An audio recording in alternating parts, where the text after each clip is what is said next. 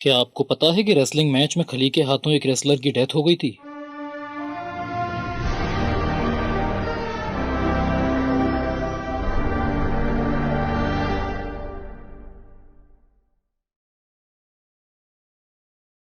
The great खली।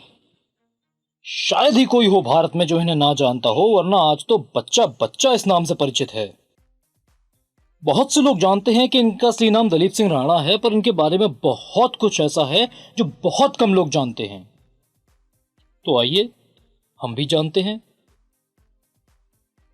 खली की पहचान इनका शरीर और इनकी आवाज है, पर क्या आपको पता है कि यह एक बीमारी की वजह से है? एक्रोमेगली। इसमें ग्रोथ हार्मोन बहुत ज्यादा बनने लगते हैं, जिसकी वजह से स्किन मोटी हो जाती है, शरीर का आकार, हाथ पैर, माथा, जबड़ा, नाक, ठोड़ी बढ़ने लगते हैं, आवाज गहरी हो जाती है, नजरें कमजोर हो जाती हैं, डायबिटीज होने का, हाई बीपी होने का चांस रहता है। खैर, 27 अगस्त 1972 को हिमाचल प्रदेश के सिरमौर डिस्ट्रिक्ट के धिरेना गांव में पैदा हुए दलीप सिंह राणा का बचपन गरीबी में गुजरा। ये 7 भाई और एक बहन थे। कहते हैं कि इनके हालात इतने ज्यादा खराब थे कि पढ़ाई भी इन्हें बचपन में ही छोड़नी पड़ी। फिर घर की आर्थिक स्थिति को समझते हुए इन्होंने किशोरावस्था में ही मजदूरी का काम करना शुरू कर दिया। रोड कंस्ट्रक्शन में भी दिहाड़ी मजदूर के तौर पर काम करा। फिर ना चाहते हुए भी इन्हें अपना गांव छोड़ना पड़ा। ये शिमला आ गए और यहां इन्होंने सिक्योरिटी गार्ड के तौर पर काम करा। फिर 1993 में उस वक्त के आईजी एमएस भुल्लर की नजर इन पर पड़ी।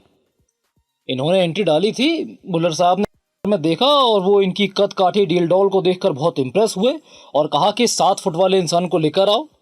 इन्हें पंजाब पुलिस में जॉब का ऑफर दिया। 1994 में ये पुलिस में भर्ती हुए।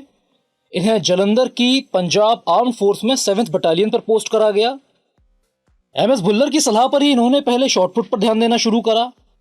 6 महीने में ही इंटर स्टेट शॉटपुट चैंपियन बने। फिर इन्होंने बॉडी बिल्डिंग पर ध्यान देना शुरू करा। ये अपने पहले बॉडी बिल्डिंग कंपटीशन में 5th पोजीशन पर रहे। इस कंपटीशन में एमएस भुल्लर ही चीफ गेस्ट थे, जिसके बाद से इन्हें प्रमोट करके हेड कांस्टेबल बना दिया गया और बाद में बिना सैंक्शन लीव के ड्यूटी से एब्सेंट रहने की वजह से इन्हें सस्पेंड भी कर दिया गया था।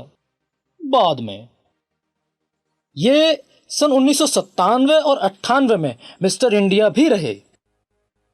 पुलिस में भर्ती होने के बाद इन्होंने एक टीवी लिया। टीवी पर WWF के मैचेस देखकर इन्हें लगा कि ये कोई फिल्म है, तो इन्होंने जिम में अपने दोस्तों को बताया कि आज मैंने एक बहुत बढ़िया फिल्म देखी, काफी तगड़े लोग थे उसमें। तब इनके दोस्तों ने एक्सप्लेन करा कि वो WWF के रेसलिंग मैचेस हैं और इस तरह इनका रेसलिंग में इंटरेस्ट बढ़ा, वरना इससे पहले इनका बॉक्सिंग में ज्यादा इंटरेस्ट था। WWE के बारे में जब इन्होंने भल्लर साहब को बताया तो उन्होंने इनकी सेफ्टी को ध्यान में रखते हुए मना कर दिया और इनका पासपोर्ट जब्त कर लिया। फिर 1 साल बाद इनका selection Asian body building competition के लिए हुआ, जिसके लिए इन्हें मलेशिया जाना था। इसी बेस पर इन्हें इनका पासपोर्ट वापस मिला, पर ये मलेशिया ना जाकर रेसलिंग की ट्रेनिंग के लिए यूएस निकल गए। सन 1999 में ये यूएस गए। वहां इन्होंने रेसलिंग की एडवांस ट्रेनिंग ली और सन 2000 में द जायंट सिंह के नाम से ऑल प्रो रेसलिंग से अपने प्रोफेशनल रेसलिंग करियर की शुरुआत करी। जनवरी 2002 न्यू जापान प्रो रेसलिंग में पहली बार इन्हें हार का सामना करना पड़ा। फिर उसी साल मार्च और अगस्त में भी ये हारे। इसके बाद इन्हें हॉलीवुड एक्टर एडम सैंडलर के साथ लॉन्गेस्ट यार्ड नाम की एक मूवी में काम करने का मौका मिला और इसी फिल्म की वजह से WWE को इनके बारे में पता लगा कि एक लंबा चौड़ा तगड़ा आदमी है जो प्रोफेशनल रेसलर भी है। मैकमोहन ने इन्हें बुलाया। WWE के हेडक्वार्टर में ही मीटिंग हुई। 2 जनवरी 2006 को इन्होंने WWE के साथ कॉन्ट्रैक्ट साइन करा और इन्हें ट्रेनिंग के लिए अटलांटा भेजा गया और इसी के साथ ही WWE में जाने वाले पहले इंडियन रेसलर बने। अच्छा, इससे पहले 2003 में भी इन्हें WWE से कॉल आया था, और 28 मई 2001 को रेसलिंग मैच के दौरान इनके हाथों ब्रायन ओंग नाम के रेसलर की डेथ हो गई थी। थोड़ी टेक्निकल डिटेल्स भी हैं, इस बारे में हम किसी और वीडियो में डिस्कस करेंगे। ओंग की फैमिली ने APW यानी ऑल प्रो रेसलिंग के ऊपर मुकदमा कर दिया। APW को दोषी पाया गया और उन्हें ओंग की फैमिली को $1.3 मिलियन देने पड़े।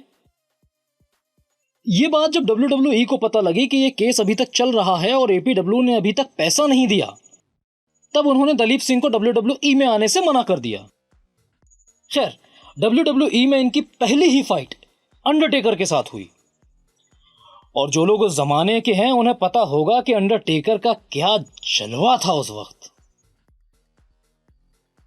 इन्होंने अंडरटेकर को हराया और अगले मैच में खुद को द ग्रेट खली के नाम से इंट्रोड्यूस करा। यह नाम इन्होंने काली माता के नाम पर रखा, काली से खली। फिर इन्होंने WWE के बड़े बड़े फाइटर्स को हराया, Undertaker, Big Show, Kane, John Cena, Shawn Michael, Rey Mysterio, David Batista. हर तरफ इन्हीं के चर्चे होने लगे कि WWE में 7 फुट का एक इंडियन आया है जो सबकी मार लगा रहा है। एक वक्त ऐसा भी था जब ये पूरी दुनिया में सबसे ज्यादा फेमस थे। हालांकि खली की हार भी हुई। Undertaker, John Cena, David Batista, triple H, इन सबसे खली हारे भी। 2007 में खली वर्ल्ड हैवीवेट चैंपियन बने। खली 20 मैन बैटल रॉयल भी जीते। फिर नवंबर 2014 में WWE से नाराज होकर द ग्रेट खली ने WWE से रिटायरमेंट ले लिया। हालांकि इसके बाद भी एक दो बार WWE में दिखे, पर इसे आप गेस्ट अपीयरेंस समझ लीजिए।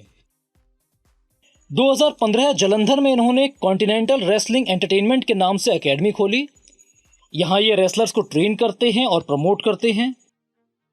और इसी साल 2021 में द ग्रेट खली को WWE हॉल ऑफ फेम में शामिल करा गया।